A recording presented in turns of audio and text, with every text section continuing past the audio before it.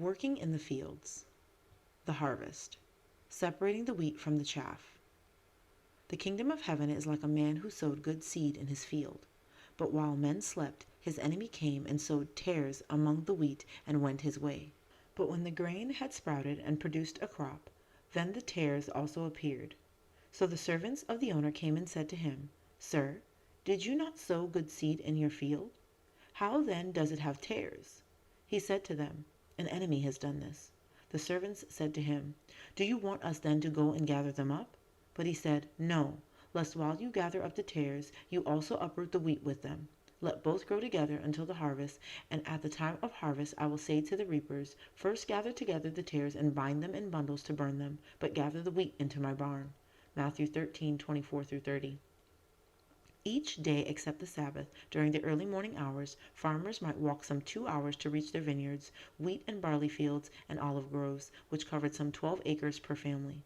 Especially during periods of intense cultivation, many farmers would have built lean-tos in the field and lived in these from Sunday morning to Friday, the eve of Sabbath. Some villagers might work land owned by others who lived in the larger, walled towns of the Galilee, Tiberias or Sepphoris, for example. A certain man had a fig tree planted in his vineyard, and he came seeking fruit on it and found none. Then he said to the keeper of his vineyard, Look, for 3 years I have come seeking fruit on this fig tree and find none. Cut it down. Why does it use up the ground? But he answered and said to him, Sir, let it alone this year also, until I dig around it and fertilize it. And if it bears fruit, well. But if not, after that you can cut it down. Luke 13:6-9. A vineyard in Cyprus from which some of the best wine of the time of Jesus was imported. Plowing. Domestic animals. Goat's milk, a staple of life. At the well. Which of you shall have an ass or an ox fallen into a pit, and will not straightway pull him out on the Sabbath day? Luke 14:5. Domesticated animals were the backbone of rural life. In the absence of carriages and carts, which had difficulty navigating the rough country roads and village streets, the mule or donkey was all important as a pack animal. While sheep and goats were kept in pens on the outskirts of the village, the mule, the ox, and the cow were kept in a stable adjacent to the courtyard of their owner and accessed through the courtyard where chickens ran freely. As described in Proverbs 27:26-27, lambs will provide your clothing, and the goats the price of a field. You shall have enough goat's milk for your food, for the food of your household, and the nourishment of your maidservants' animals. Animals were slaughtered for food only on festival occasions, at which time their skin could be prepared for use as clothing, water carriers, and butter churns. Goat and sheepskin could be prepared for use in the writing of sacred scrolls. Pigeons were raised for food on the outskirts of the village in columbaria or dovecotes. Pigeons and domestic animals were also raised to be brought by the family to Jerusalem for sacrifice in the temple. Horses were expensive to buy and keep, and therefore were owned mostly by aristocrats. In the city, horses were also ridden by guards on patrol. A horse too old to ride long distances was used to push the grinding wheel of an olive press or grain mill. The sages appreciated the uses and beauty of domesticated animals as seen in the following quote from the tractate Brakat of the Jerusalem Talmud. When you see a beautiful camel, a beautiful horse, or a beautiful donkey, say, Blessed is he who creates beautiful things in his world. The camel was a common beast of burden used by traders. The shepherd, the good shepherd. What man of you, having 100 sheep, if he loses one of them, does not leave the 99 in the wilderness and go after that which is lost until he find it? Luke 15:4. Because of their frequent appearance in the Bible, as well as their importance to the daily lives of the people, sheep and their shepherd often appear symbolically in New Testament writings. At first, when Jesus related the now famous shepherd's parable in John 10:1-5, the audience did not grasp his point, John 10:6. However, he continued in the same vein, amplifying the image by adding numerous minutiae of a shepherd's daily life, John 10:7-18. At the time of Jesus, in the days before the destruction of the Second Temple, farmers and herders often lived in harmony. In Galilee, most non-arable areas were set aside for herding.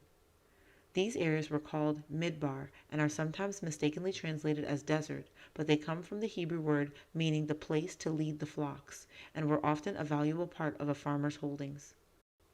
The younger people in the family would herd the sheep and goats while the seniors would supervise cultivation on other tracts. A Roman-era sheep enclosure. Sheep grazing near Bethlehem. Not everyone saw shepherds in a positive light, especially after the destruction of the temple. As Torah study became an increasingly prominent feature of Jewish life, the fact that many shepherds practiced their craft in outlying areas far from the centers of learning became a reason to disparage them. Rivalry between shepherds and scholars is reflected in the words of the famed 2nd century scholar Rabbi Akiva, who in his early years was unlettered and worked as a shepherd for his wealthy future father-in-law. He admits that in those days, had I had a scholar in my hands, I would maul him like an ass. Babylonian Talmud, Pesachim 49b. Such harsh words had their roots in the disastrous economic changes that were visited on many Jews in those days.